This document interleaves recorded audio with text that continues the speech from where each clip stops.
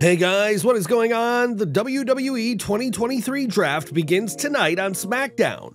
Join us now as Wrestlelamia looks at the 28th April edition of the Blue brand, as well as all the wildest wrestling news stories and rumors you need to know, including WrestleMania 40 event already set, are more NXT superstars headed to the main roster, the latest on WWE's plans for Bray Wyatt, and more. As always, we won't recap the matches, but look at the good, the bad, and the downright ugly. The good.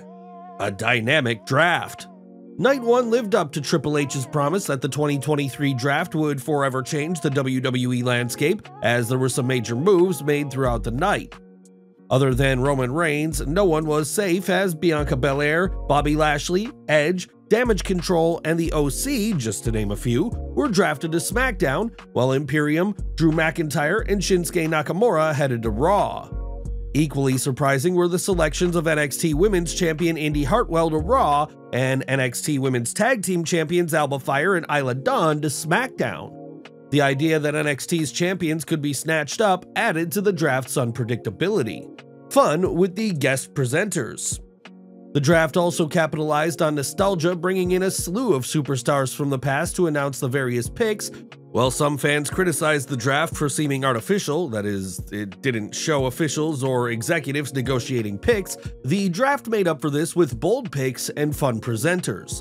For example, when Shawn Michaels realized that NXT was losing a major act, the Road Dogg joked that Shawn was going to lose his smile for a second time when he saw that NXT was losing even more top stars. The WWE chose wisely. Tonight's SmackDown exemplified how to use special editions of Raw and SmackDown that may draw in lapsed fans or new fans, showcase your superstars, detail their storylines, and hopefully bring them back the following week. LA Knight gets a win. Is LA Knight going to win the 2023 Money in the Bank briefcase? Maybe. Is he going to win the WWE's New World Championship? That's another maybe. While those scenarios are going to please Knight's fans if they happen, they were likely just happy to see him get a win, even if it was against Butch. Yeah, terrific triple threat tag match. Kudos to the WWE for giving fans a magnificent match with 3 exciting teams, the Street Profits, Ricochet and Braun Strowman, and the LWO.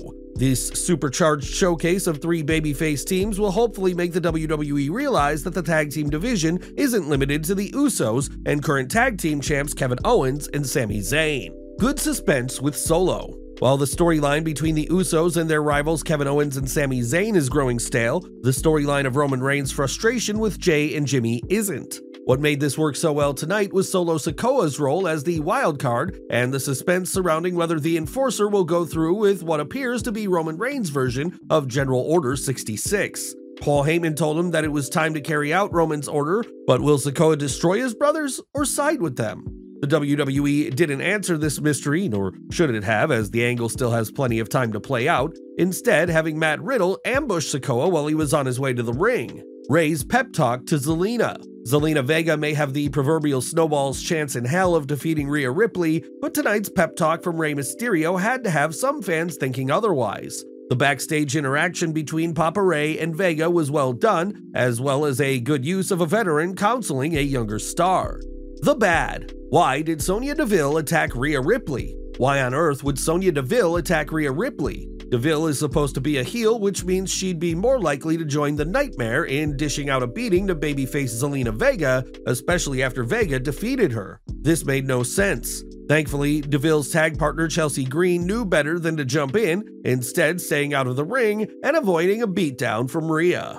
Michael Cole still oversells false finishes. Michael Cole has a problem. No, not Bayley's return to SmackDown, although you could be certain the role model is going to make his life miserable on the Blue brand. In this case, Wrestlelamia is talking about his incessant and irritating use of overselling false finishes. Everyone knows that Cole is a terrific announcer, and he's finally had the chance to show this without Vince McMahon screaming into his headphones, but he's like a flawed diamond thanks to his constant "Wrestler X for the win!" Announcers selling false finishes has become a squared circle staple, but Cole does this so much that it takes away from the enjoyment of watching a match. Scale it back, Cole. You're a good announcer who doesn't need to use this as a crutch for calling matches. The downright ugly. Nothing ugly tonight and far from it. The WWE expertly employed the draft to showcase a variety of superstars through matches, segments, and promos, while using each round of the draft to keep fans tuned in, at least in theory. We'll have to wait and see what the ratings reveal.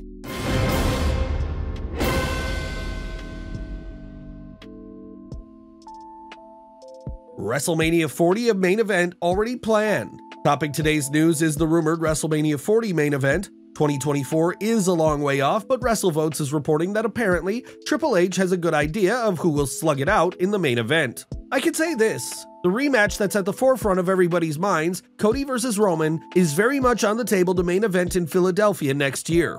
Triple H is known for favoring long-term booking, so this story seems credible. It's certainly a bold move, as once again the WWE is gambling that nothing will happen to Roman Reigns between now and WrestleMania. Does this mean Cody will spend the next year chasing the title? There are various possibilities. Another is that Cody will defeat Roman sometime in the future before WrestleMania 40, leading to a rubber match. Cody may also find himself feuding with various wrestlers for the next year. The WWE already planted a seed for a feud between Finn Balor and Cody Rhodes during the 24th April Raw. More top NXT superstars being drafted? Could Night 2 of the WWE Draft see more top superstars from the Black and Gold brand called up?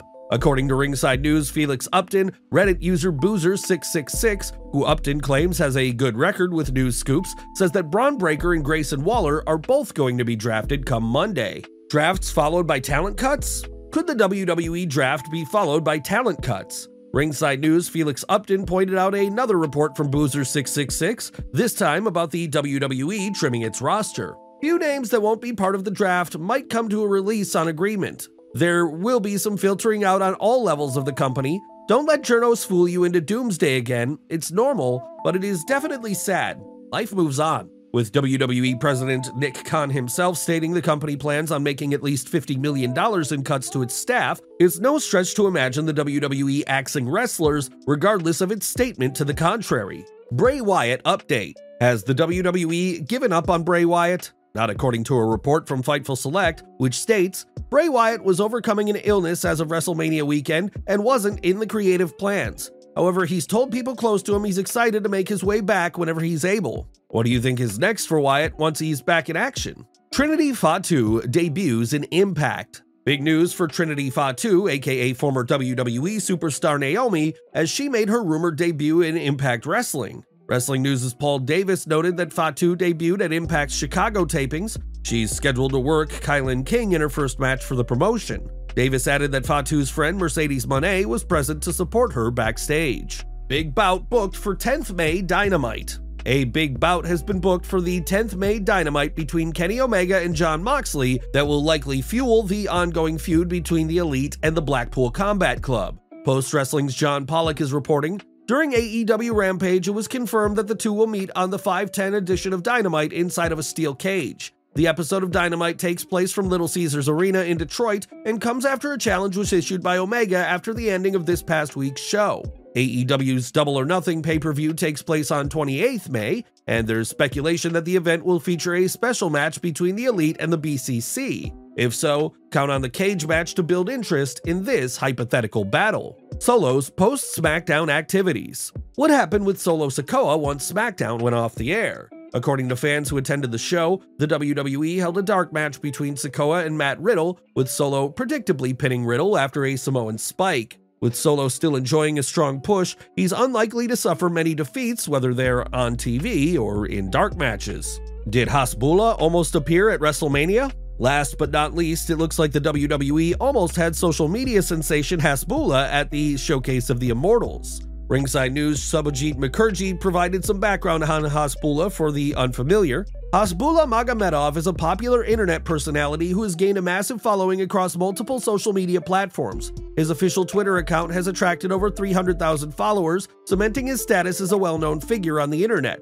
The Ringside News article mentioned a New York Times report that stated Hasbulla was unable to attend WrestleMania due to plans he'd made to travel to Saudi Arabia for Ramadan. No word on what the WWE's plans for Hasbulla were. Well guys, there you have it, WrestleLamia's look at the 28th April edition of SmackDown, as well as the wildest news stories and rumors you need to know in wrestling. Be sure to leave your comments, and don't forget to subscribe to our channel, follow us on Instagram and Twitter, and I'll see you next time for some more wrestling content.